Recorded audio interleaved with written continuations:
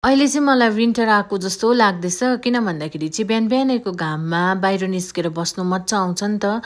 अब त्यस्तो त विन्टरमा मात्रै हुन्छ है, समरमा त पुरा गरम हुन्छ सो बस्नु सक्दैन। तर अहिले फिलहाल चाहिँ त्यस्तो भएको छैन है, बिहानैको घाममा बाहिर निस्किनु पनि मजा आउँछ।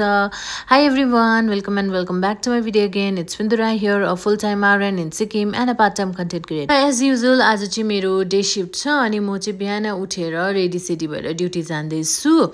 तपाईहरु कतिजनालाई त अल्छी पनि लाग्छ होला है, मैले एउटै काइन्ड अफ व्लग्स लिएर आउँछु है। आज मेरो इभिनिङ शिफ्ट, आज मेरो डे शिफ्ट, आज मेरो नाइट शिफ्ट भन्दै।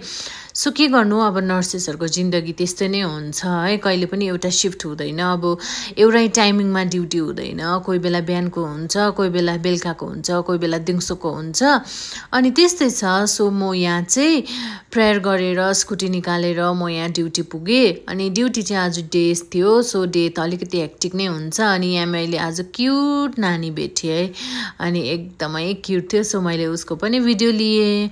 अनि यहाँ चाहिँ मेरो मामाको छोरा पनि एडमिट हुनुभएको छ, ऊ चाहिँ यस्तो बेसी रुन्छ, हामीलाई देख्दै पछि जाऊ जाऊ भन्दै कि। सो मैले उसको पनि भिडियो बनाएँ। त्यसपछि घरमा आएर खानासाना खाएर म सुतेँ।